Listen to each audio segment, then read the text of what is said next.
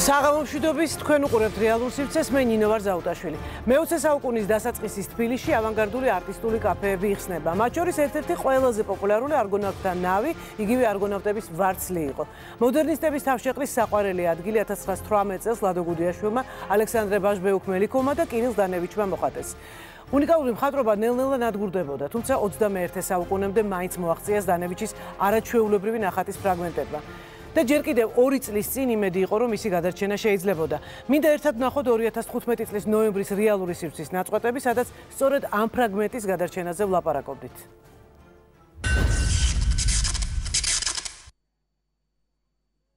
სამწუხაროდ არის ის, რომ მათ დაკეტილი აქვთ და გამოუყენებელია ეს შენობა, რაც უფრო აზიანებს და უფრო ცუდ მდგომარეობაში აყენებს არა მარტო მხატვრობას, არამედ მთლიანად შენობის სიტუაციას და მდგომარეობას. ამიტომ ჩაერთო ამ პროცესებში კულტურული მემკვიდრეობის ინსპექცია, სააგენტოს სტრუქტურული ერთეულია.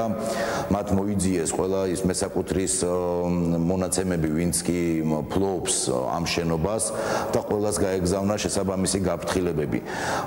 ეს რას გულისხმობს?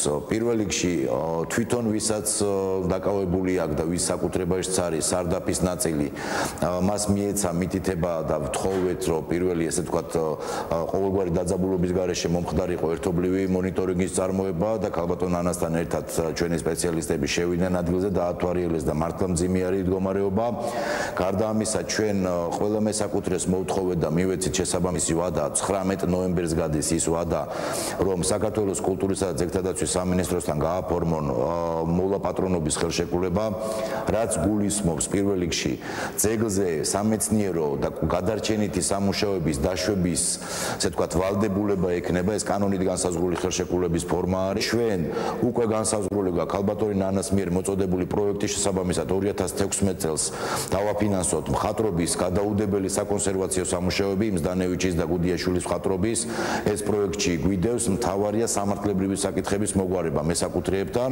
იმედს გამოთქვა, რომ ამ სიუჟეტის მერე მაინც ჩვენ ვითანამშრომლებთ, იმიტომ რომ ეს არა მარტო მისის კერძო საკუთრება, არამედ მთელი ქვეყნის საკუთრება არის და მის განადგურებას იმ ობიექტის ნამდვილად არ დაუშვეთ. ამ შემთხვევაში ხედველობაში მაქვს მხატვრობის. ყველა მიმართულება, რაც კი ხორციელდება ძეგლებზე, პოზიტიური თუ ნეგატიური, აუცილებლად სააგენტო უნდა იყოს საქმის კურსში. ძეგლზე არც ერთი სამუშაო არ შეიძლება ჩატარდეს ნებართვის გარეშე. მე ერთს გავუსვავ ხალხს, რომ ჩვენ ამ წუთში ვართ ისეთ მდგომარეობაში, რომ თბილისში ურბანული ძეგლების, ასე ვთქვათ, ნებართვების საკითხი და მონიტორინგი გადაცემულია ქალაქ თბილისის მერიაზე, მაგრამ ჩვენ ძალიან აქტიურად თანამშრომლობთ მათთან, რათა ასე ვთქვათ, აღმოფხვრილი იყოს მაქსიმალურად ჩვენ ვახმართ ჩვენ ინტელექტუალურ პოტენციალს. ჯერ პირველი ჩემი ამოცანა არის ყველაზე მნიშვნელოვანი, რომ მაქსიმალურად ჩვენ 2016 წლის დასაწყისშივე შევძლოთ ის გადაუდებელი სამუშაოების ჩატარება, რათა მხატვრობა გაუხანგრძლივოთ პერიოდი.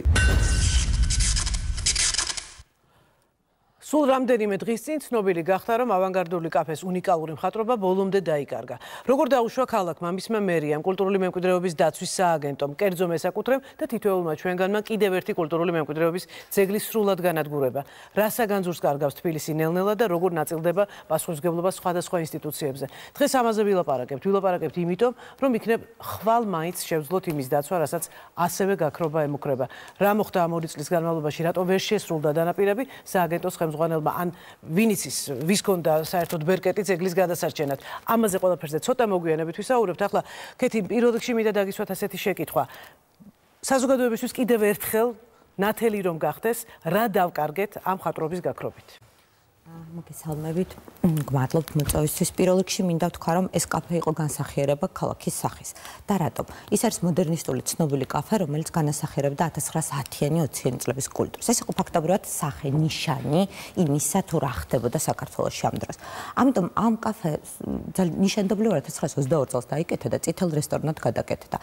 და როგორც გახდოთ, ისევე როგორც ქართული მოდერნიზმის კვლევა იგრძელებოდა საბჭოთა კავშირის დროს და ყველაფერი ფორმალიზმად მოინათლა, ასევე გამოდის, რომ ამ სივრცის დაკარგვა უშუალოდ უკავშირდება, ეს არ იყო მხოლოდ მხატვრული სივრცე, არამედ ერთგვარად ეთიკურ-მორალური სივრცე, რომელიც დავკარგეთ.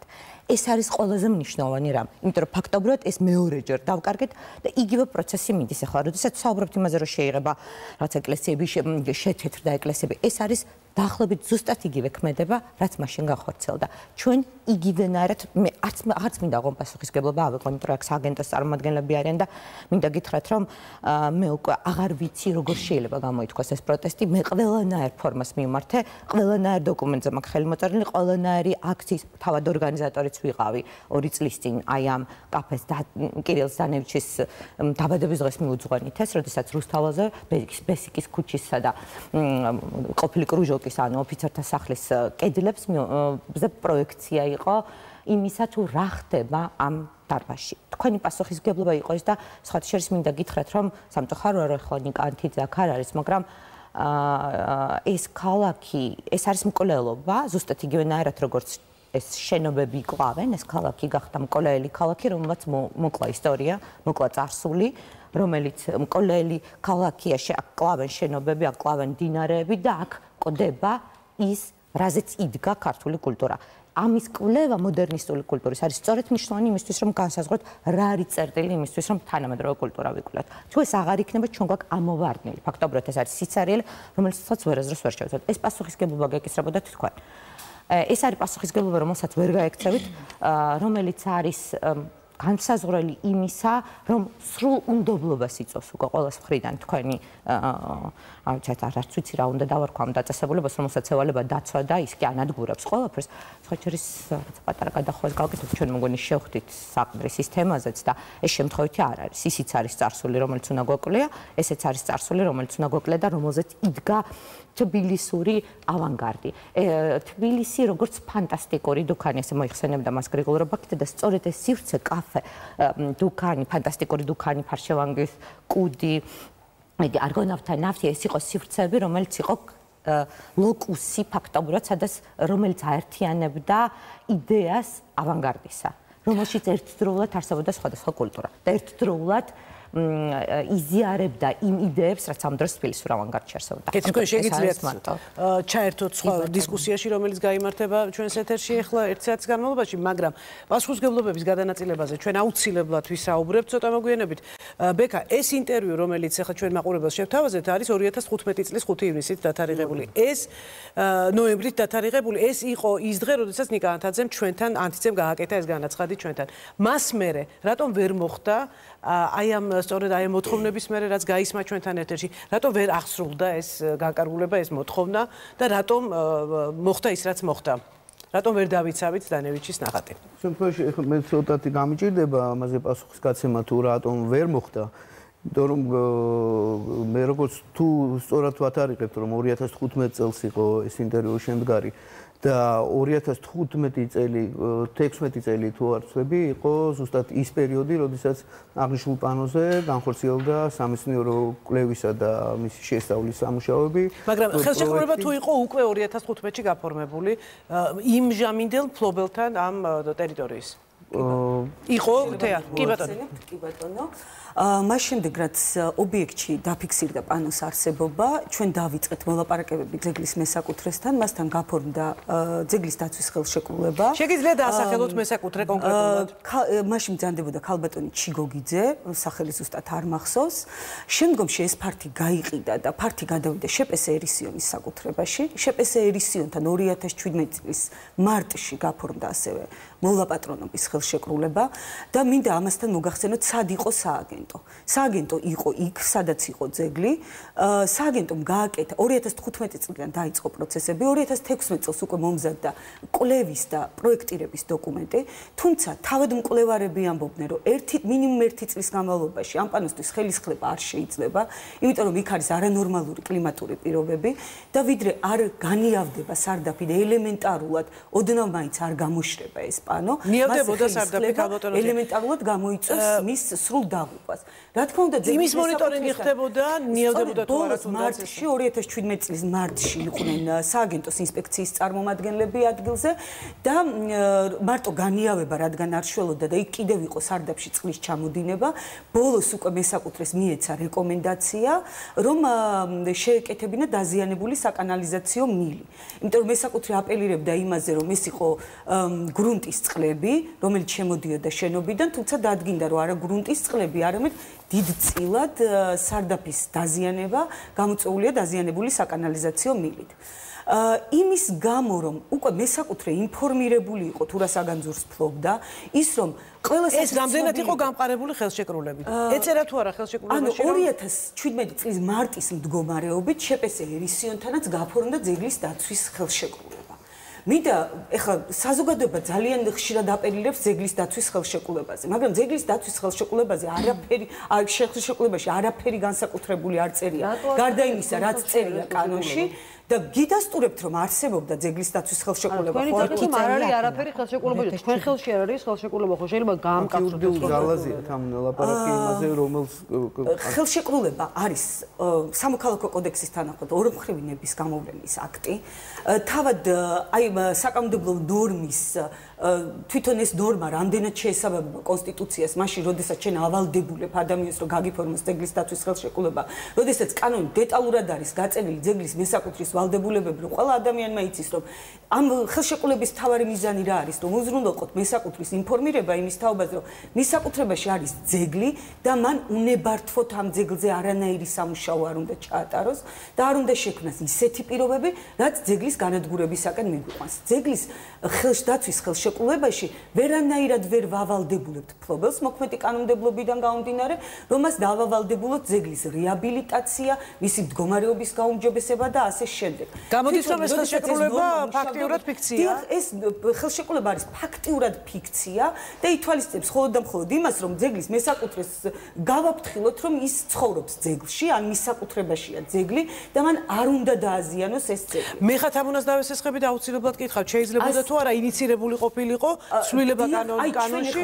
მუშაობთ, ანუ სამინისტროც მივიდა იმ დასკვნამდე, რომ ეს ამ კანონმა უკვე იმდენი ხარვეზი გამოავლინა 2007 წლის კანონმა ამ 11 წლიანი პრაქტიკის მანძილზე, რომ მაშინ ცვლილებების შეტანა უკვე ფაქტურად არარელევანტურია და დავიწყეთ ახალ საკანონმდებლო აქტზე მუშაობა. ეს გახლავთ კულტურული მემკვიდრეობის კოდექსი, რომელიც არასამთავრობო ორგანოებსაც გადაეგზავნა პირველადი ვერსია განსახილველად. დღესდღეობით ისევ მიმდინარეობს ამ კოდექსის გადამუშავება და უახლოეს მომავალში ალბათ უკვე დაიწყება საზოგადოებრივი განხილვები. და სწორედ ის ხარვეზები, რაც მოქმედ კანონმდებლობაშია, აი უნდა გამოსწორდეს ახალი საკანონმდებლო აქტი. მოდით ჩვენ დავაგრძელებთ ძეგლის დაცვის ხელშეკრულების თემას, რომ ეს თემა იქნება ამოვწუროთ. ისიც რა, მე კიდე უნდა დაუბრუნდო ხელშეკრულების თემას, იმიტომ რომ გადაყიდვა მოხდა და გადაყიდვის შემთხვევაში იყო სააგენტო გიფიქსირებთ 2016 წელს როცა შედგა პროექტი, საპროექტო დოკუმენტაცია, თავად სპეციალისტები ამბობდნენ, რომ რამდენიმე თვე, მინიმუმ 1 წელი მაინც არ შეიძლება სარეაბილიტაციო სამუშაოების დაწყება. ამ ეტაპზე რაღა უნდა თქვენ მოდით სალომეს ვკითხოთ. ბატონო, თქვენ ეს 1 წელი არ მისულ ხართ და არ დაინტერესებულ ხართ იქ რა ხდება? ალბათ თქვენ საუბრობთ 2017 წლის 10 მარტი, 1 წელი გავიდა ამის. იცით, მოგახსენებთ, რომ საქართველოში არის 8000-მდე ძეგლი. მათი მონახულება ყოველდღიურ და ყოველთვიურ რეჟიმში არის ფაქტიურად შეუძლებელი. რას ნიშნავს ფაქტობრივად? მაშინ ჩვენ იცით, თქვენ როგორ წარმოგიდგენიათ, რომ სააგენტოს წარმომადგენლებმა, თუნდაც ეს იყოს 500 კაციანი სტაფი, საქართველოში 8000 ძეგლზე იაროს ყოველდღიურ რეჟიმში და ყოველდღიურ რეჟიმში ძეგლის მესაკუთრესთან ხელშეკრულება. გავაფრთხილეთ, რომ ის ფლობდა ძეგლს. გავაფრთხილეთ, რომ მას უნდა უზრუნველყო რეჟიმი. პასუხისმგებელი ამ. ცეკვის ანსამბლე არის პასუხისმგებელი. ცეკვის ანსამბლე ერისიონი არაფერ შუაშია შეპესა შემოქმედების ცენტრი ერისიონი. ცეკვის ანსამბლე ერისიონი არ არის მისი მესაკუთრე და ამ შეპესა ერისიონმა გაკიდა აგვისტოში. ესეც მინდა ბოდიში დავაზუსტო და მე აღარ ჩაგერთობით. ეს კვლევა გაკეთებული ინტერდისციპლინური კვლევის ლაბორატორიის მიერ მნიშვნელოვანია მათ სახელებით ვთქვათ, ვინც წლების შეალე ამას ნანაყიფიანი თეატაპეტაძე და მზიაჩიხრაძე, რომელსაც ეს კვლევა მზად გადმოგცეს თქვენ, უკვე თქვენ არ გიკვლევიათ ეს. მე სალომეზე სწორედ ამ თემაზე მინდა ეს კვლევა, ხა ამასაც მოვარყოფთ. იმათ საკუთარი იმით ვოლუნტარისტულ პრინციპებზე ხომ არ გაუკეთებთ ხო მერწმუნე ძალიან დიდი ხანი ისინი საკუთარი გასაგებია მაგრამ პროექტის შემუშავების სააგენტოს დაკვეთით ერთი წამით მე სწორედ ამ კვლევასთან დაკავშირებით მინდა სანამ გადავალთ ხელშეკრულებების თემაზე აუცილებლად მინდა სალომეს კითხო რომელიც მონაწილეობდა ამ კვლევაში ეს მართლა ძალიან საინტერესო კვლევაა და თავიდან ბოლომდე წავიკითხეთ ყველამ რეალური სივრცის ყველა თანამშრომელმა ძალიან გვაინტერესებდა მართლაც ეს კვლევა ძალიან დიდი სამუშაოა გაწეული ამისთვის უღრმესი მადლობა მთელი ქართული საზოგადოებისგან და პირადად ჩემგანაც მიიღეთ სალომე 2016 წელს თქვენ შეხვედით და გააკეთეთ დიდი კვლევა. რა იყო რეკომენდაციები, რომელიც თქვენ გაეცით და რა იყო სასწრაფოდ შესასრულებელი და რატო ვერ შესრულდა? იქნებ ამაზეც გვიპასუხოთ. საღამოშიდობის პირველად როცა შევედით ძალიან რთული სიტუაცია დაგვხვდა, იმიტომ რომ ნესტი კლიმატური პირობები ძალიან რთული იყო, მოუწესრიგებელი იყო, გაუმართავი იყო საკანალიზაციო სისტემები. და პირველი ჩვენი რეკომენდაცია ის იყო, რომ მომხდარიყო განიავება შენობის სარდაფის. ეს უნდა მომხდარიყო რაღაცა დროის პერიოდში, ეს არ შეიძლებოდა რომ თქვა ერთ კვირაში მომხდარიყო, ეს უნდა რაღაცა პერიოდის განმავლობაში მომხდარიყო ამის განიავება და შემდეგ უკვე შესაძლებელი იქნებოდა, რომ დაწყებულიყო თქვა საკონსერვაციო სამუშაოები. მანამდე სანამ ეს არ შესრულდებოდა, არავითარი სამუშაოს გაკეთება არ შეიძლებოდა, იმიტომ რომ ეს მასალა რაც გამოყენებული იქნებოდა, საკონსერვაციო მასალები უარეს შედეგი შეიძლება მიგვეღო. ანუ ჩამოშლილი თუ კი პირველ რიგში არ მოხდებოდა ამ შენობის განიავება და მოწესრიგება ამ წყლის გაყვანილობის. უშუალოდ აღსრულება ვის უნდა გაეკეთებინა? აი უშუალოდ აი ამ განიავების და უკვე მზადყოფნის შემთხვევაში ვის უნდა ეწარმოებინა უკვე აღდგენითი სამუშაოები და მონიტორინგი ვისი მოვალეობა იყო? გამაგრებითი სამუშაოები და საკონსერვაციო სამუშაოები, რა თქმა უნდა, რესტავრატორებს უნდა ეწარმოებინათ.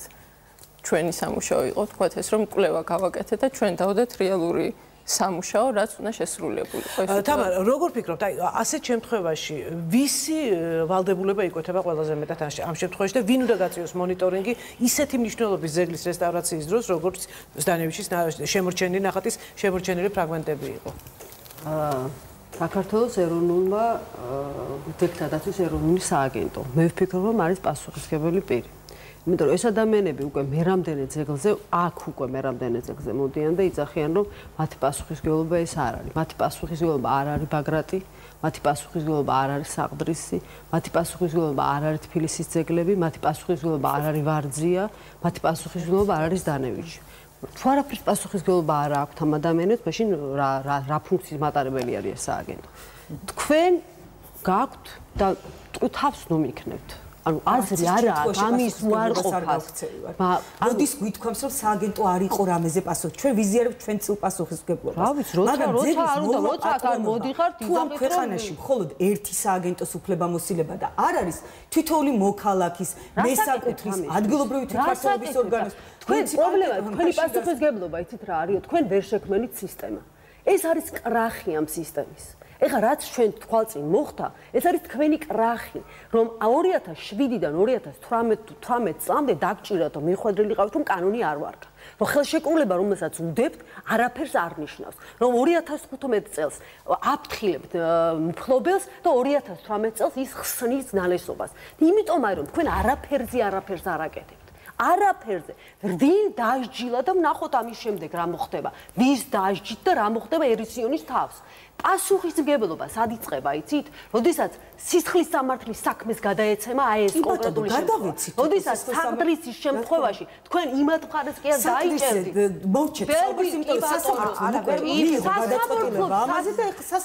გასაგებია, ეს არის თქვენი მხარე და ამაზე უკვე ვისაუბრებთ ერთად, რომ თქვენ ხართ სხვა მხარეს, კულტურული მემკვიდრეობა არის სხვა მხარეს. მაგრამ ჩვენად ბევრი შეგვიძლია ვიდაოთ ამაზე, ვინ არის რომ სააგენტოს 500 კაციანმა სტაფმა ხო არ უნდა იაროს 8000 ძეგლის მოსანახულება და არა არ უნდა იაროს. გასაგებია 300 კაციანმა 200 კაციანმა 100 კაციანმა რამდენიც ყავთ ვერივლით რა თქმა უნდა და 25 წლის განმავლობაში კულტურის სამინისტრომ ვერ უზრუნველყო რომ ადგილზე ყოფილიყო განვითარებული სააგენტოს ფილიალები, რომლებიც უზრუნველყოფდნენ ადგილზე დაფარვას. და არა 3 კაცი და 4 კაცი ან აქედან თუ იქიდან არ მოგწერათ ვიღაცამ რომ დაიღუპა, დავიწვა, ამოიბუღა ვარძია, არანაირი მონიტორინგი არ ხორციელდება, ეს ხო თქვენ კარგად იცით. ეხლა ვარძიაში მონიტორინგის არარსებობა ცოტა უცნაურია. იცით თუ არა თუ იყო მონიტორინგი, იმიტომ სანამ არ ვიღაცამ არ იყონოს რომ იცის, ანანო აი გამოიბუღა ეს ყველა. მოდით მე ხელში ვყავი ძალიან საინტერესო ფაქტი. არა თუ არ და სანქციებს თუ არა ამაზე ჩვენ უნდა ვაწარმოოთ მონიტორინგი ყოველდღიურად.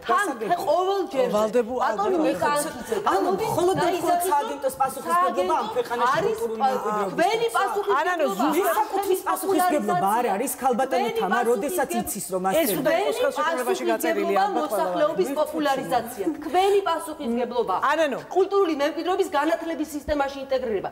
ეს არის კულტურის სამინისტროს პასუხისმგებლობა. შეგიძლიათ ახლა ეს გადააბაროთ თბილისის მერიას. თუ თბილისის მერია ვერ ახერხებს კულტურული მემკვიდრეობის მართვას, ეს თქვენ დელეგირებული გაქვთ და შეგიძლიათ ჩამოართოთ და მიხედოთ კულტურულ მემკვიდრეობას. სხვათა შორის სააგენტო, რომელიც არის უპირველესი ვალდებულება აქვს მას საქართველოს კულტურული მემკვიდრეობის დაცვა და მორჩეს აი ეს ადამიანი, რომლებიც ყოველჯერზე გამოდის ბატონი ნიკანთიძე და იცახის რომ სააგენტო არის მოწოდების სიმაღლეზე და ის არაფერში დამნაშავე არის. დიახ, თქვენ ხართ დამნაშავე ყველაფერში და ყველაფერი ნიშნავს იმას, ვანდალი მივიდეს და საკითხოვანი აფეთქო სააგენტო იქნება ამაშიც დამნაშავე. ეხლა ცოტა უცნაური დანაშაული არის აკრძალული დასჯადი ქმედება. თუ ადამიანი დანაშაულს ვინ გადაეცით სისხლის სამართლის საქმეში გადავი კონკრეტულად ეს ფაქტი ვარძიაზეც მიმდინარეობს გამოძიება ქალბატონო თამარ.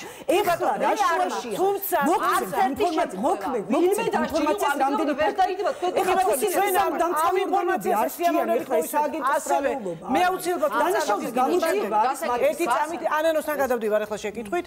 მე ახსენა თამარმა, მე ახსენა ასევე ბატონმა ნიკანთიძემ რამდენიმე წუთის წინ ნანახ სიუჟეტში. ანანო, მე აუცილებლად მინდა კითხო, ახლა კანონის კაზუსზე იყო საუბარი და ამაზე ჩვენ აუცილებლად უნდა ამ თემას უნდა შევეხოთ. როგორ ფიქრობ, როგორც ამ დარგის სპეციალისტი, არის თუ არა აი ამდენ წილად დანაწილებული პასუხისმგებლობა პრობლემა კულტურული მემკვიდრეობის ძეგლისთვის?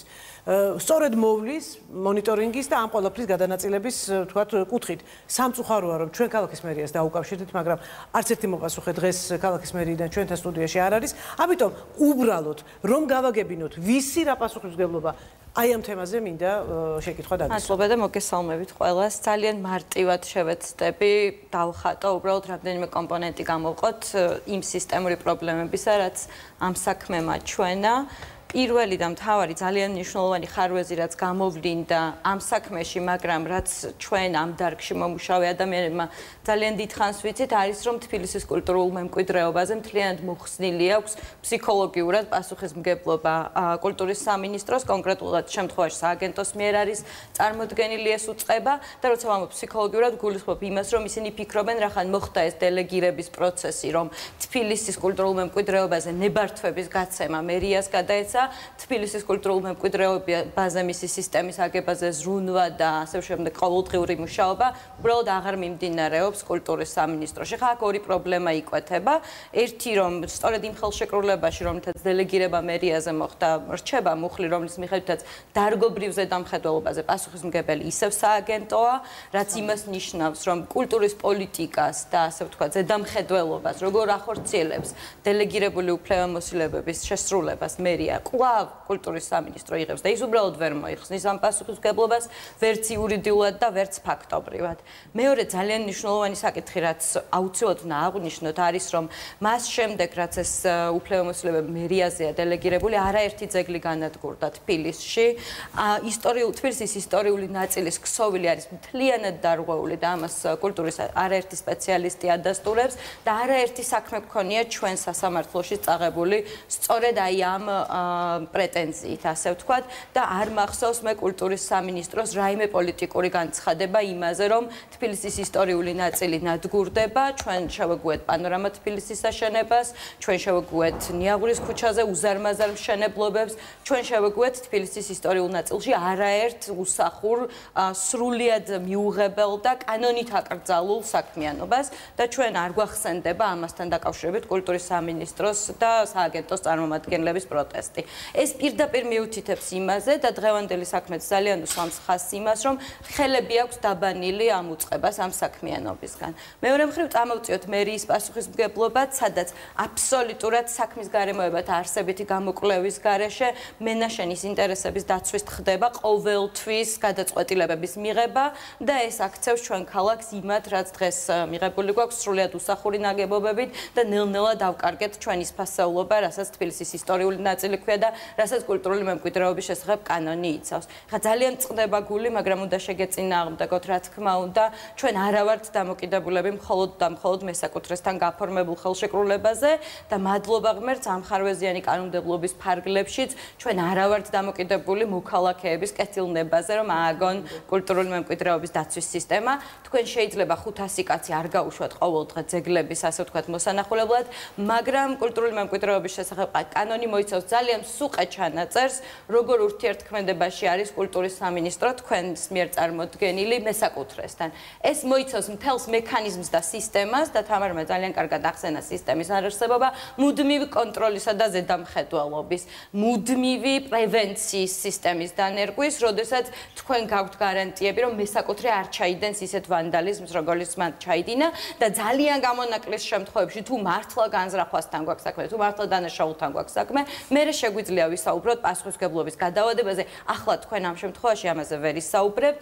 თვითონ 2015 წლიდან უკვე ინფორმაცია არსებობდა, კონკრეტული კვლევა ჩატარებული იყო, კონკრეტული ნაბიჯები გადადგმული იყო და შემდგომ ერთი წელი ძეგლი მიტოვებული იქნა და დადგა ეს შედეგი, რაც დადგა, ეს პირდაპირ მიუთითებს, რომ კანონის მოთხოვნა არ სრულდება და სამინისტრომ ვერ შექმნა სისტემა, როგორ დაიცვას ძეგლები პრევენციულად და არ ვილაპარაკოთ ძეგლის დაზიანებაზე მხოლოდ მას შემდეგ, რაც ის უკვე განადგურდება და აღარ გვექნება და ძალიან მალე ძალიან მოკლედ ვიტყვი და დავასრულებ. კითხვა აქვს სწორედ კანონთან დაკავშირებით. კი, უბრალოდ დავასრულებ, რომ ეს შემთხვევა ძალიან კარგად აჩვენებს არა მხოლოდ იმ სისტემურ ხარვეზებს და პოლიტიკის ხარვეზებს, რაც მე ჩამოთვალე, არამედ აჩვენებს, რომ შეცდომების გააზრება არ ხდება.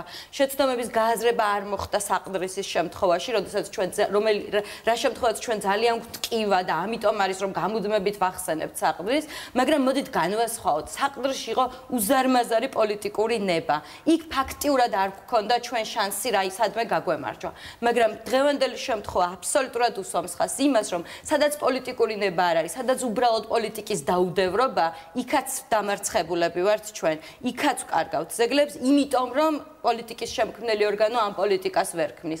ელემენტარულ მექანიზმებს ვერ ქმნის და მე აღარ ვლაპარაკობ ისეთ შემთხვევებში, სადაც პოლიტიკური ნება ისეთი მაღალია, რომ ჩვენ ვიცით წინასწარ რომ დავმარცხდებით. მაგრამ ეს ნიშნავს, რომ ყველა სხვა შემთხვევაშიც ჩვენ დამარცხებულები ვართ. ძალიან სამწუხაროდ. აქ ერთი შეკითხვა აუცილებლად უნდა დავსვე, როდესაც საუბრობთ მესაკუთრის პასუხისმგებლობაზე, აუცილებლად არის გასათვალისწინებელი სწორედ სისტემის სიმყარე, უბრალოდ ამ სისტემის სიმყარის შემთხვევაში ეს არ მოხდებოდა, რაც ჩემთვის მაგალითად ამ ხელშეკრულების მიხედვით ძალიან მნიშვნელოვანია აღნიშნოს, რომ თუნდაც არსებულ კულტურული მემკვიდრეობის შესახებ კანონში არსებობს ძალიან ბევრი მექანიზმი, ხარვეზული ვეთანხმებით მეორე მხარეს, მაგრამ არსებობს მექანიზმი, როდესაც მესაკუთრე ნებაყოფლობით არ ემორჩილება მიცემულ, ასე ვთქვათ, რეკომენდაციებსა და ინსტრუქციებს, არსებობს უამრავი მათ შორის საჯარიმო მექანიზმები, როგორ უნდა აიძულოს პოლიტიკის გამტარმა ორგანომ მას, რომ შეასრულოს თავისი ვალდებულება. და თუ ის ვალდებულებას არ ასრულებს, რა შედეგი შეიძლება დადგეს ამ შემთხვევაში.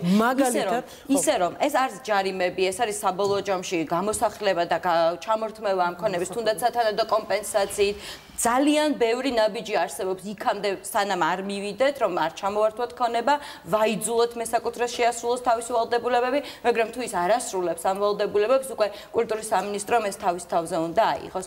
იქამდე არ უნდა მივიდეთ, რომ ძეგლი ან კედლის მხატვრობა, ან სხვა კულტურული მემკვიდრეობა დაიკარგოს და ამას დღეს უზრუნველყოფს ჩვენი კანონმდებლობა. პრობლემა პრაქტიკაშია, როდესაც კანონმდებლობიდან ვერ ვადნობთ სათანადო მექანიზმებს, პრევენციულ მექანიზმებს, როგორ უნდა დავიცვათ ეს ქონები. რომ არ გაგვაჩნია პოლიტიკა და დღეს ჩვენ ახლა ამაზე ვსაუბრობთ, მაგრამ არავის არ აქვს გარანტია, რომ მომავალში ერთ თვეში ისევ არ ვისხდებით ამ თემაზე, უკვე სხვა ძეგლთან დაკავშირებით სასაუბრობთ. ხელშეკრულება, რომელიც ქონდა გაფორმებული სააგენტოს ერისიონთან, მოხდა ესეთი საოცარი შემთხვევა. ერისიონმა შემდეგ გადაყიდა და მარტივად 4-7 მუხლი, რას გულისხმობს?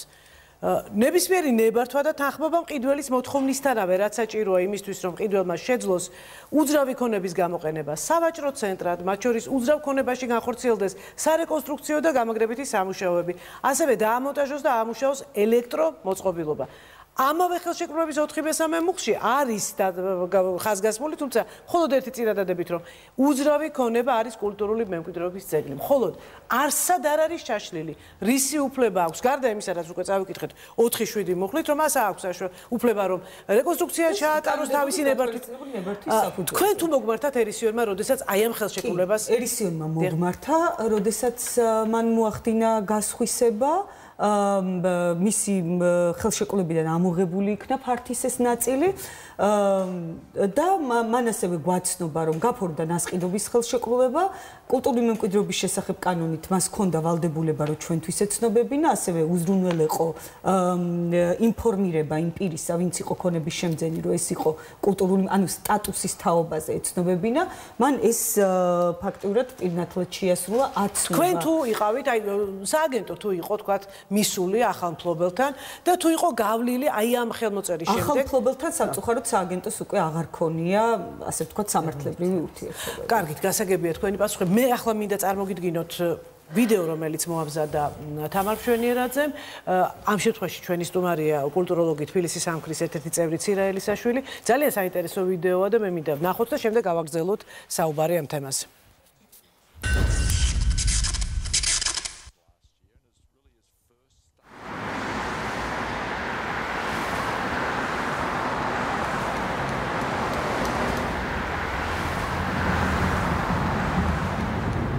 ეს კიბე რომ მიუყვება და ეს კიბე მიუყვება იმაზე ორივე სართულზე. აი ეს დეკორატიული ელემენტი, რომლითაც მაგრდება, ეს დასამაგრებელი ელემენტი ამავე დროს იყო დეკორატიულიც. აი ეს არც ერთი ეს ვარდული ადგილზე არ არის. ყველა მოპარულია. შეიძლება ერთხელ გაკეთდეს სიუჟეტი, რომლის მიხედვითაც საზოგადოებამ და ხელისუფლებამ გაიგოს, რომ თურმე აპოლოს ინტერიერის განადგურებულია.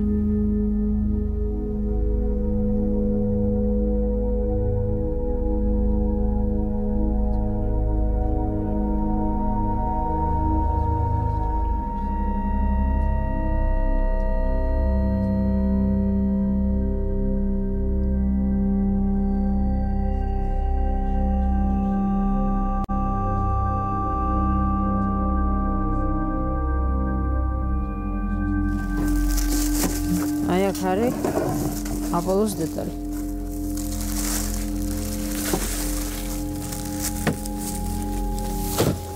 ეს ერთი 10 წელი არ გახსნილა. აპოლო წლების მანძილზე იყო სრულიად ღია სივრცე. სამწუხაროდ არ იყო დაკეტილი, რაც გამოიყენეს. კონკრეტული სოციალური ფენის ადამიანებმა იქ ცხოვრობდნენ, ეძინათ, ანთებდნენ ხანძარს, თბებოდნენ. ჩვენ როცა მივედით, შიდა სივრცის ნგრევა დაწყებული იყო და მე გადავწყვეტეთ, რომ ეს დეტალები, რომლის გადარჩენაც ჯერ კიდე შეიძლება და უბრალოდ უნდა წამოგვეყო და ავლობდებოდით იმ დროს, როცა მოხდებოდა ამ შენობის ინტერიერის აღდგენა. სამწუხაროდ მინიმუმ 10 წელია ამ მოვლენის შემდეგ გასული და ჯერჯერობით აპოლო ისევ მდგომარეობაშია. თქვა არ ვიტყვით, რომ უარეში.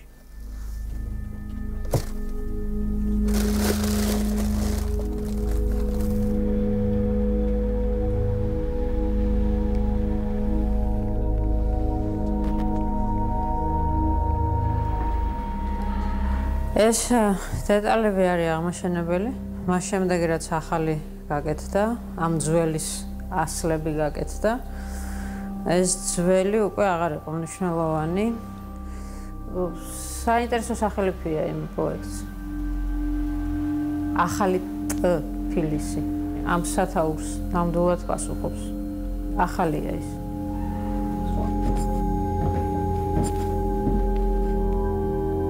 აღმაშენებლის რეაბილიტაციის განსაკუთრებით პირველი ეტაპის პირობებში სადარბაზოს ყველა კარი შეცვლილია. და ეს კარი მოხსნეს როგორც კარი, რომელიც არ ექვემდებარებოდა აღდგენას.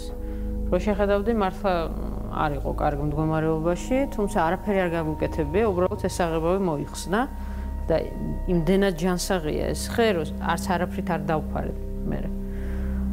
ეს კარი რა თქმა უნდა ჩანაცვლა. გალაქტიონის 22 ნომერი. ეს არის სამშენებლო ნაგავი, რომელიც უკვე სატვირთო მანქანაზე ეყარა და მიქონდათ გადასაყრელად. უბრალოდ შემთხვევით იმ ქუჩაზე გავიარე და მოვახსნევინეთ, ანუ მაჩაბლის 17 ნომერი, მაგალითად ერთ-ერთი დეტალი არის ეს, რომელიც მივეცით რესტავრატორებს, აქედან გააკეთეს ასლი და დანარჩენი რაც გქონდა უფრო დიდი მასალა გადანახული, ის პირდაპირ ფიქსაცია მოხდა კედელზე, ანუ ის ძველი ნამდვილი დაბრუნდა. და ეს უკვე ის დეტალებია, რომელიც ნაყიდია მშრალ ხიდზე. ძირითადად არის სადარბაზოს კარი, სახელურები. თბილისში ეს მრავლადაა ასეთი სახელური და რო გადმოტრიალოთ ნახავთ, რომ გამზადებული ამერიკაში. ყოველ შემთხვევაში ასე აწერია.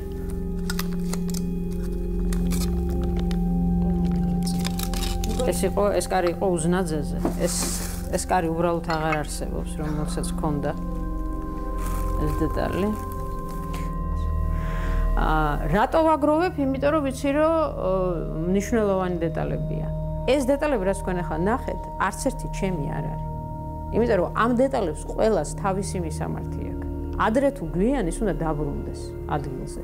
და თუ ვერ დაბრუნდება რაიმე მიზეზის გამო, მაშინ ალბათ უნდა გაკეთდეს, მე ვფიქრობ, კერძო მუზეუმი. რაზედაც უკვე მრავალი წელია ჩვენ ვოცნებობთ, რომ ურბანული დეტალების მუზეუმი გაკეთდეს, სადაც ვნახავთ თბილის სამწუხაროდ უკვე არა რეალურ გარემოში, არამედ რაღაც კონკრეტულ სივრცეში, მაგრამ ამ თბილის მაინც ვნახავთ თავისი ისტორიებით. ეს არის, როდესაც სახელმწიფო არ აკეთებს, აკეთებს შენ.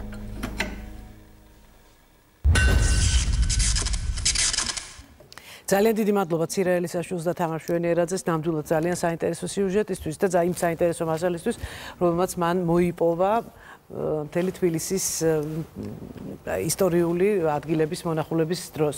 სოფო, რა თქმა უნდა, ჩვენ გვზნობთ როგორც მედია, ჩვენს პასუხისმგებლობას იმასთან დაკავშირებით, რაც მოხდა, იმიტომ რომ 2015 წლის მერე სწორედ ამ დღეებში ვსაუბრობდით რეალური სივრცის გუნდი, რომ ჩვენც დავაშავეთ, რომ ყოველ დღე თუ არა კვირაში ერთხელ მაინც არ ჩავდიოდით და არ უძღვნიდით ამ თემას გადაცემას, რომ ვთქვათ, მეტი ინტერესი გაგვეღვივებინა ამ პროცესის მიმართ. რა უნდა მოხდეს, რა უნდა გაკეთდეს იმისთვის, რომ დავიცვათ თუნდაც ის დარჩენილი კულტურული მემკვიდრეობის ძეგლები. გმადლობთ მოწვევისთვის. პრინციპში ჩემმა კოლეგებმა საკმაოდ ამომწურავად ისაუბრეს პრობლემაზე. და მესმის, რომ თქვენი შეკითხვა ცოტათი სხვა რაკურსს შლის. ვერ ვიზამთ ჩვენ ვერაფერს, მე თქვენ რომელიმე გადაცემა, ცირაელის აშვილის ნაირი გულანთებული პროფესიონალი რომ იყოს რამდენიმე ასეული. მაინც ვერ ვიზამთ იმას, რაც არის გასაკეთებელი ხელისუფლების მიერ, იმ პოლიტიკური ელიტის მიერ, რომელსაც ჩვენ ვენდეთ, რომ რაღაც საკითხებში, რომელშიც ძალა, ენერგია ამ საზოგადოებას მით უფრო, უბრალოდ ჩემი ხო, როცა საზოგადოება დაადანაშაულეს. მრავალი მიზეზის გამო არა აქვს ეს ენერგია, ძალა და ყურადღების და დროის გამოხატვის საშუალება. და თქვენს გადაცემაში ბევრი მიზეზი ნათელია ხოლმე, ხომ? და ამას კიდევ წინ უძღვოდა პერიოდი, როდესაც უბრალოდ საზოგადოებამ დაკარგა თავისი მეხსიერება ერმა და დაკარგა ამოცნობის უნარი, რა არის ძვირფასი და ფასეული და ამაზე სისტემა მიმუშავა. სისტემამ იმუშავა, რეჟიმმა იმუშავა, რომ ჩვენ დღეს ისეთ მარტივ რაღაცეებზე ვსჯელობდეთ, რომ უბრალოდ მომავალი ჩვენი არის კითხვის ნიშნის ქვეშ, ეკონომიკური, ტურიზმის განვითარება, ზოგადად ჩვენი იდენტობა, რომელიც არ არის ფორმირებული, ძალიან დიდი კითხვის ნიშნის ქვეშ არის, იმიტომ რომ ყოველდღიურად ვაქრობთ იმ ნიშნებს, რომელზეც პრინციპში უნდა ვაშენებდეთ ჩვენს აი პათეტიურია, მაგრამ მომავალს ან უბრალოდ ჩვენს ვინაობას უნდა ვარკვევდეთ.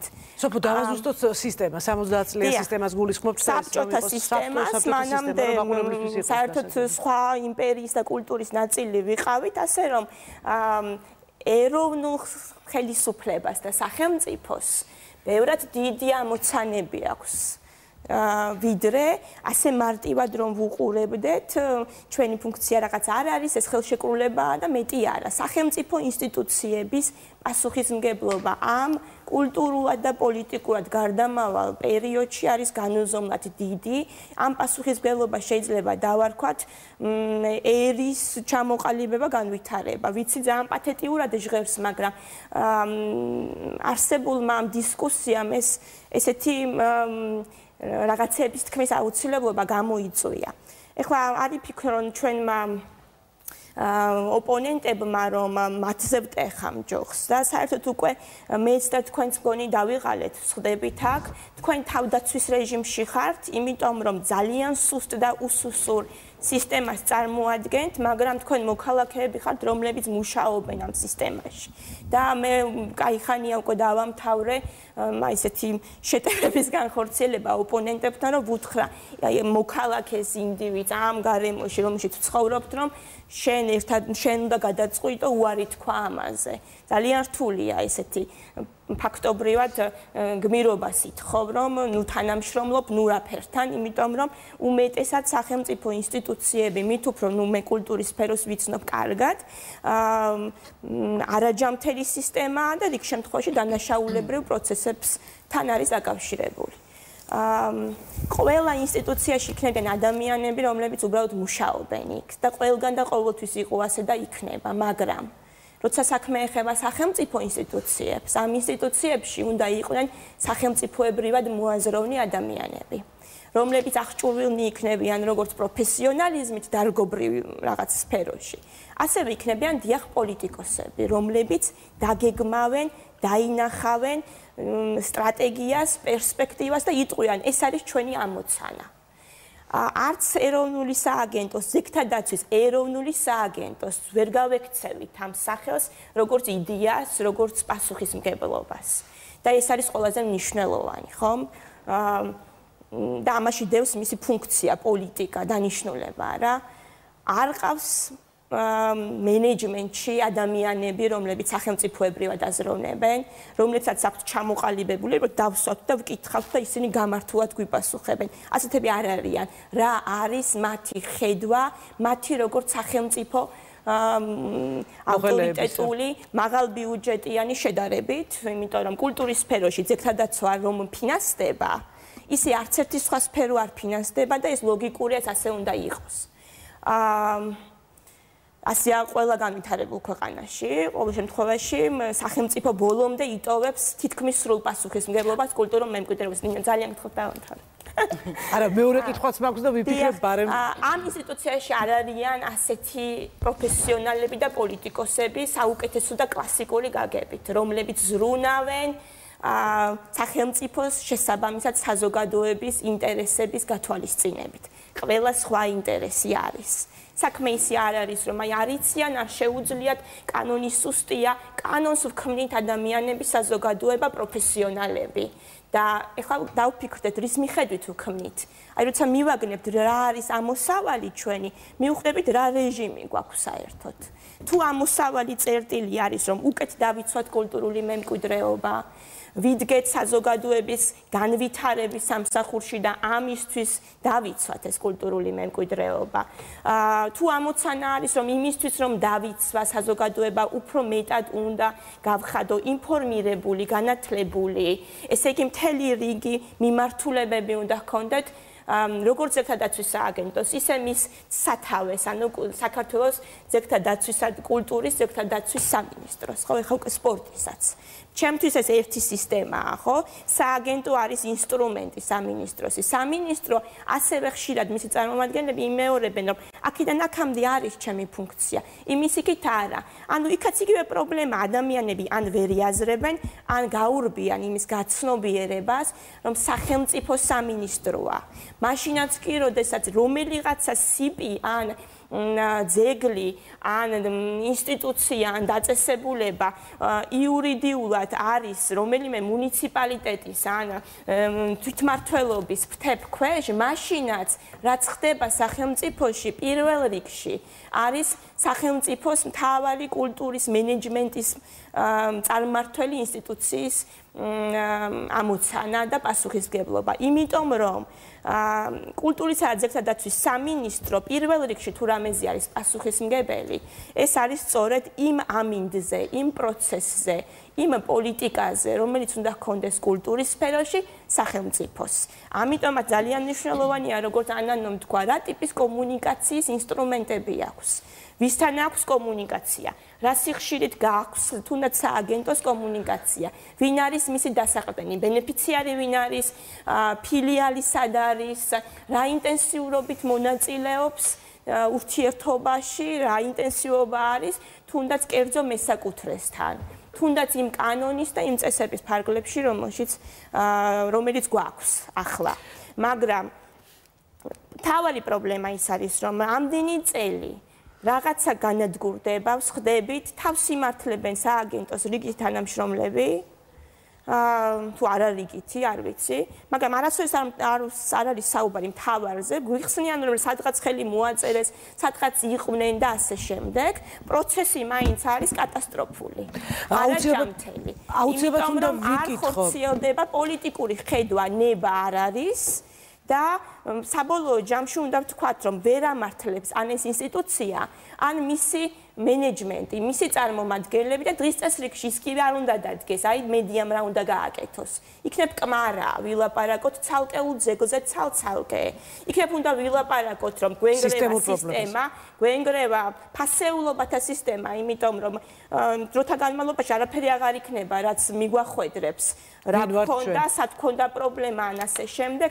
დღის წესრიგში ადრე თუ ამერია უკვე დღის წესრიგში დადგეს პასუხისმგებლობის საკითხი, არა მესაკუთრის, არა მფლობელის, არა ვიღაც უჩინარი მფლობელი, რომელიც სულ იცვლება, არამედ იმ ადამიანების, რომლებიც მართავენ ამ ინსტიტუციებს, იმიტომ რომ თუნდაც პრაგმატული ხედვიდან გამომდინარე, ამ მთავრობამ წინა მთავრობებმა ეს ვერ გაიაზრეს. ამ მთავრობამ უნდა გაიაზროს, რომ ყველაზე არაპოპულარული, ყველაზე ხილვადი წარუმატებლობა ამ სფეროში ხდება სამინისტროს და სააგენტოს სისუსტის თუ არ ვიცი რა დავარქვა არასწორი ქმედებებიდან ან უმოქმედობიდან გამომდინარე. ეს არის ძალიან არაპოპულარული მოვლენები, რაც დაგროვდება. ამის მაგალითი არის თუნდაც წინა ხელისუფლების დროს არსებული პროცესი კულტურაში.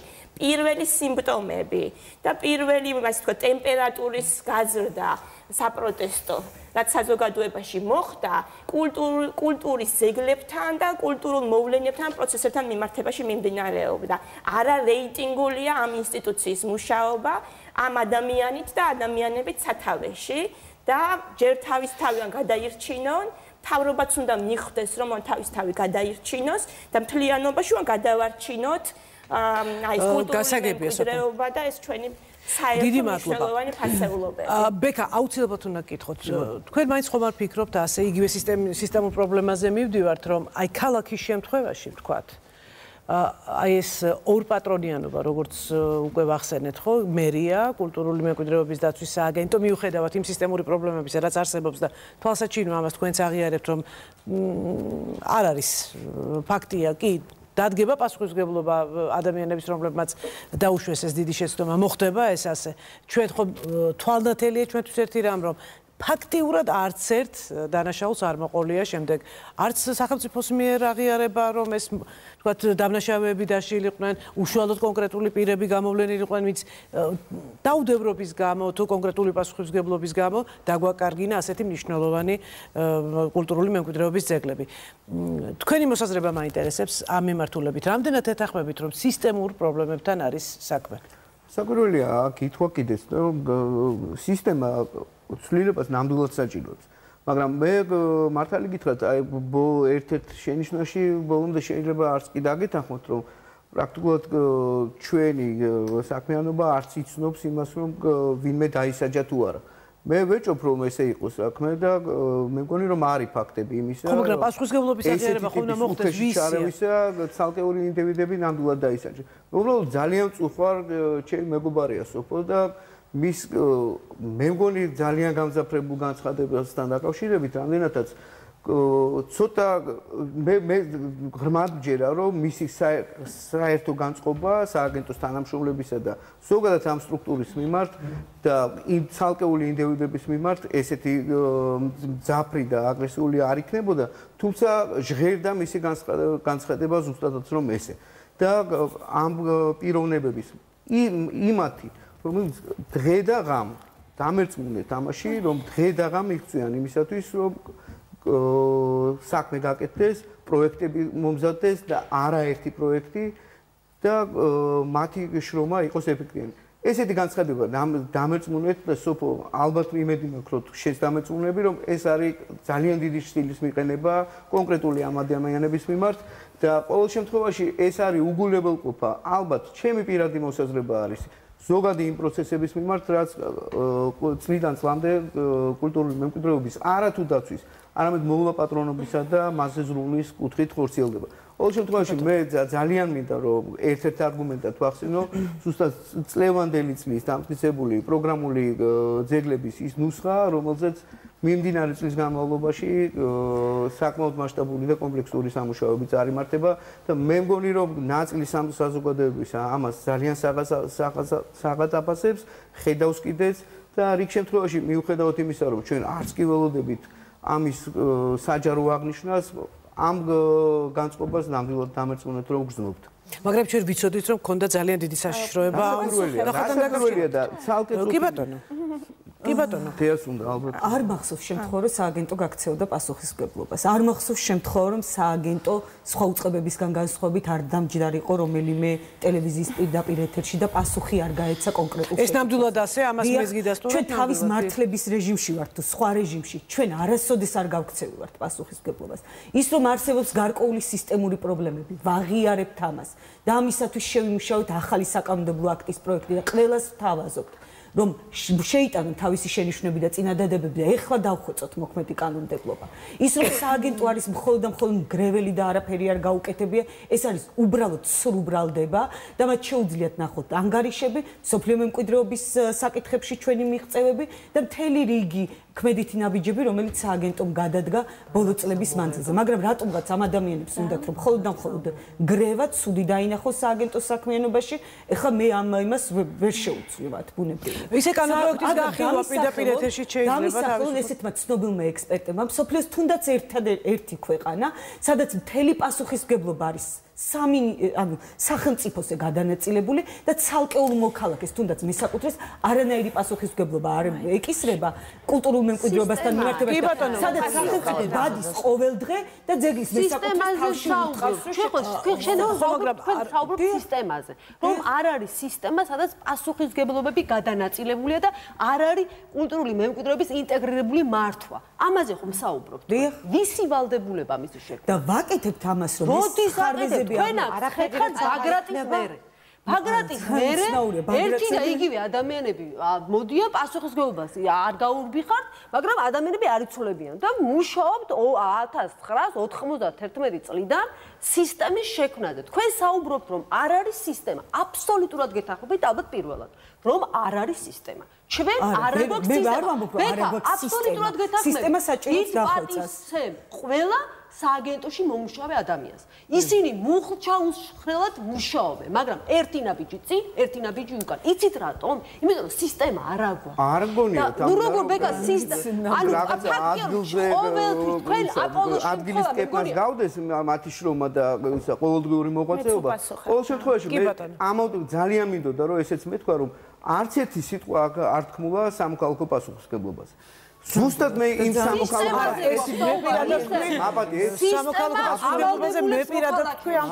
სისტემა პოპულარიზაციას უკეთებს კულტურულ მემკვიდრეობას. სისტემა არის კულტურული მემკვიდრეობის დაცვის სისტემა, რომლის პოლიტიკას ქმნის კულტურის სამინისტრო. რა გავაკეთეთ მაშინ? დავალდებულოთ მოქალაქეები შექმნათ სისტემა. მოქალაქეების პასუხისმგებლობაზე გადავიდეს. აღმოჩნდა, აღმოჩენილი იქნა, ეს არის სწორედ. მას შორის სამოქალაქო პასუხისმგებლობის გარდა სისტემისა, ჩამოშლილი სისტემა, უპასუხისმგებლობის სისტემა, რომელსაც ელემენტარული წარმოდგენა არ აქვს, რა არის პასუხისმგებლობა, ზრუნვა, მოვლა, პატრონობა, ეს არის ელემენტარული. ძალიან ხმა მაგარი ნათქვამია, ვერაფრით ვერ დაგეხმაროთ. ვერაფრით ვერ დაგეხმაროთ. ვიტყვი და სოფოს გადაცემთ რომ პასუხის გაცემა უნდა საყდრისზე აღარ ვისაუბროთ, თქვენ თვით სწორედ უნდა ვისაუბროთ, იმიტომ რომ ვიცოდეთ რა შეგიშალოთ, თქვენ მაშინაც იყავით. თქვენ მაშინაც ზუსტად ასე მესაუბრებოდით. კოტე ჯინჯარაძეს ჰქონდა არაჩვეულებრივი პერფორმანსი კანცელარის წინ წყლის ნაკვა, აი ხლა ვაკეთებთ ამას. უკვე წლებია თქვენ ამას აკეთებთ, ნაყავთ წყალს. და ეს შეუძლებელია უკვე ამის მოსმენა თქვენი არგუმენტების იმისა, როგორ რაღაც ვერ გააკეთეთ. რამდენი წელი შეიძლება ამაზე ვისაუბროთ? გავაკეთეთ. ცალკე გადაცემა დავუშვათ. მოქალაქეებისგან რა თქვა? ჩვენ მზად ვართ ცალკე გადაცემა. კანო პროექტს მიუძღვნათ კი ბატონო. ჩვენი შესაძლებლობის ფარგლებში რა შესაძლებლობაც გაგვაჩნია ადამიანური რესურსის ფარგლებში. ხატყობთ რომ ვერ. ხალბატონო, ყველაფერს უნდა ადამიანური რესურსი, ინფრასტრუქტურა და ასე შემდეგ. ხო, მაგრამ ხო შეიძლება მოთხოვნა ის პასუხისმგებლობა ყველა იურიდიული დოკუმენტით დადასტურებულია. ჩემი პასუხისმგებლობა რაც იყო საყდრისთან მიმართებაში, ის სასამართლომ დაადასტურა. ასე რომ ძალიან პრობლემა არის, თუ შეიძლება მივცეთ პრობლემაზე.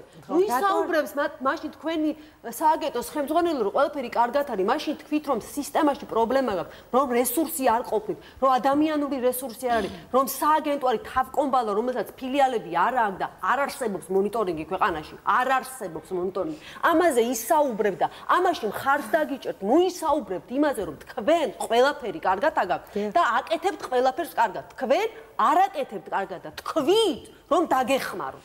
სოფოს უნდა პასუხისგაცემა მოწოდების სიმაღლეზე დგას სააგენტო. კონკრეტულ ობიექტთან დაკავშირებით გესაუბრებოდით და არ მithქვამს ზოგადად რომ ყველაფერი იდეალურადაა. სოფო ჩვენი სამსახურის დატოვებული. თქვენ გამოდით და თქვით, რომ ჩვენს იმედად არის ეს ყველაფერი, გამოდით თქვით. არანაირად. რატომ? ალბათურად დამუშავდა დოკუმენტაცია, არაერთხელ ვიყავით. მიეცა რეკომენდაციები, ერთი წამით წუხარო ჩვენი გადაცემის დასრულებამდე 4 წუთია დარჩენი სოფოს ვაზრებ 1 წუთს პასუხისთვის ანანოს უბრალოდ საერთაშორისო პრაქტიკაზე როგორ ხდება ეს განვითარებულ ქვეყნებში 1 წუთი და შემდეგ უნდა დავასრულო გადაცემა ძალიან დიდი ბოდიში რომ ასე საფრთხე სამოქალაქო პასუხისმგებლობაზე იყო საუბარი, ნუ მე რაც შემეხებოდა შევეცდები მე ვუპასუხო. თუ კი სამოქალაქო პასუხისმგებლობა სუსტია და საზოგადოებაში რაღაც გარკვეული ნიჰილიზმი არის, ზუსტად არასწორად სამინისტროსგან და სააგენტოს მიერ წარმოებული ბოროტი პოლიტიკით არის ეს ნიჰილიზმი გამოწვეული, იმიტომ რომ მაშინ როდესაც საზოგადოება, სტუდენტები, პროფესიონალთა საზოგადოება ფეხზე დადგა, სააგენტომ დაიჭირა მხარი იმ ადამიანების და იმ კომპანიების მხარეს დადგა, რომლებიც საზოგადოებას ართმევდნენ იმას, რისადმიც დიდი მგრძნობელობა ჰქონდათ. ეს იყო თუნდაც ბაგრატის შემთხვევაში, მაგრამ ყველაზე დიდი კამპანია, რომელიც საზოგადოება აწარმოა სხვათა შორის ამას არ მომერიდება იმის თქმა, რომ ჩვენს პროფესიულ და კარიერულ წინსვლაზე ვთქვით ამ პროცესში უარი. ასე რომ ჩვენი პასუხისმგებლობა იქ იყო როგორც მოქალაქეობრივი, ისე პროფესიონალების, რომლებაც ბევრი რამე გავიყეთ ამისთვის და გამგები გაიგებს რას გულისხმობ. მაშინ სამინისტრო დადგა საზოგადოების წინააღმდეგ და საზოგადოებას თავისი საქციელით უთხრა, რომ ეს რაც შენ გაღელვებს, მე არ მაღელვებს და სხვადასხვა მხარეს დადგნენ. ამან გამოიწვია უზარმაზარი ნიჰილიზმი, ძლივს გაზრდილი მოქალაქეობრივი თუ სამოქალაქო პასუხისმგებლობა და მგრძნობელობა კულტურისადმი რიგი ამ პრობლემების დროს აპოლოც და ყველა სხვა საზოგადოებას აჩვენებს, რომ ის ვისაც აქვს ძალაუფლება, ის არის ჩვენს წინააღმდეგ, კულტურის წინააღმდეგ და თქვენ ითხოვთ, რომ გამოვიდეს მე ახალგაზრდა ადამიანი, ან ხნოვანი, ან შეჭირვებული ადამიანი, ან დაღლილი ადამიანი და თქვენზე მეტი გააკეთოს. ისევ ერთი პრობლემა, ვიცი რომ ვერ ვასწრებ ყველაფერზე კომენტარის გაკეთებას. სამწუხაროდ, იმიტომ რომ ჩვენ ზუსტად ერთი წუთი დაგვრჩა, ძალიან დიდი ბოდიში. მწვავედ არის, ვიდრე თქვენ გინდათ და შეგიძლიათ რომ ეს დაინახოთ, იმიტომ რომ აღარ არსებობს იმაზე რთული პრობლემები, როგორიც არის ვარძიის ხანძარი, როგორი პროცესიც იყო.